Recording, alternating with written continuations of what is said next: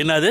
பொது இடங்களில் குப்பையை வீசினா கழிவறையை நம்ம கழுவணுமா அப்படின்னு அரசாங்கம் சொல்லியிருக்காங்களா? முடியாதுன்னு சொல்லுங்க. கண்ணு வலி, அதான் கண்ணாடி போட்டிருக்க. முடியாதுன்னு சொல்றதுக்கு அது நம்மளுக்கு தகுதி இருக்கணுங்க. ஆமாங்க, அவங்க சரியாக தான் சொல்லியிருக்காங்க. பொது இடங்களில் குப்பையை வீசினாக்கா இந்த மாதிரி ஒரு சூழ்நிலை ஏற்படும். இங்கே பாருங்க, இந்த மாதிரி குளங்களில் நெகிழி பொருட்கள், இரும்பு பொருட்கள், காகிதம் இந்த மாதிரி அடப்பட்டு இருக்கிறனால தான் தண்ணி ஓட்டம் சரியா இல்லை. தண்ணி ஓட்டம் இல்லாதனால என்ன ஆகுது? வெள்ளம் பெருக்கெடுத்து ஓடுது. எவ்வளோ பேர் வெள்ளத்தில் கஷ்டப்படுறாங்க, தன்னோட உடைமைகளையும் பொருட்களையும் இழந்து கஷ்டப்பட்டுக்கிட்டு இருக்காங்க. அதே மாதிரி இந்த நெகிழி பொருட்கள் தண்ணியில் கலந்தா இந்த தண்ணி ப்ராசஸ் ஆகி யாருக்கு குடிநீராக போகுது? நமக்கு போகுது. அதே மாதிரி இந்த நெகிழி பொருட்கள் இந்த ஆற்றுல இருந்தால் கடல் உயிரினங்களுக்கும் இந்த தண்ணீரை நம்பி வாழும் உயிரினங்களுக்கும் எவ்வளோ பாதிப்பு உண்டாகுது? அப்போ சொல்லுங்க, ஏன் அரசாங்கம் இந்த மாதிரி சொல்லாது? இதை தான் 20 வருஷமாக சொல்லிக்கிட்டு இருக்கு.